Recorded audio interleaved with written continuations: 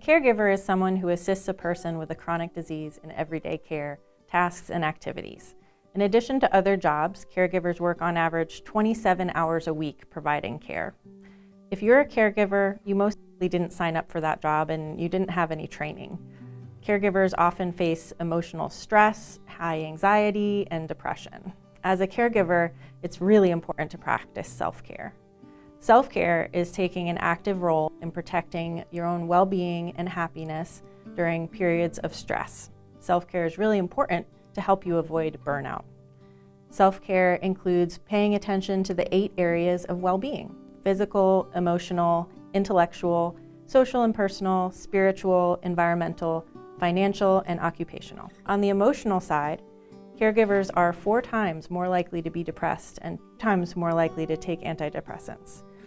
Caregivers may experience many emotions surrounding the changes in their life, such as grief, guilt, shame, anger, compassion, fatigue, and burnout. It's completely normal to experience these emotions. There are ways to practice self-care in each of the 8 well-being categories every day. Examples would include, for physical self-care, maybe go for a walk, even if you only have a few minutes.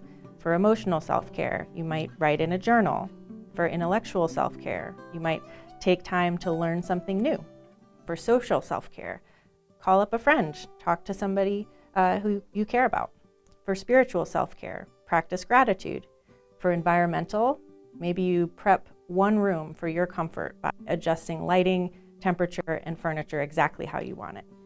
For financial, maybe it's locating financial documents and updating your records so you have peace of mind. For occupational, sometimes it helps to talk to HR for caregiver policies.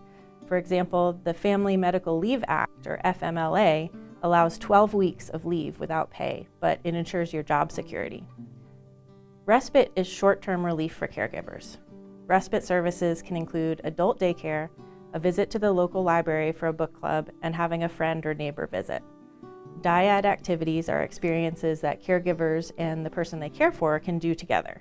Examples of those activities would include exercising together, cooking together, joining support groups, listening to music, playing games, watching movies. Caregiving is really hard, but there's also high and low-tech solutions that can help ease some of that strain.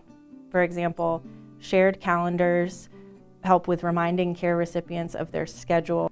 Cell phone applications can help with cognitive health and keep track of health information. Smartwatches or AirTags can be helpful for emergency calls and tracking.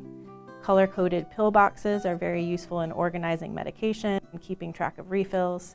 Planning ahead is a very important part of caregiving and can reduce stress.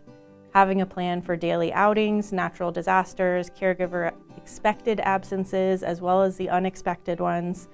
When life is different from routine, you want to keep the person you care for as comfortable as possible and give them a sense of normalcy. For example, it may be helpful to make go bags for various situations. These would have things in them such as medication, pads, briefs, change of clothes, snacks, and water.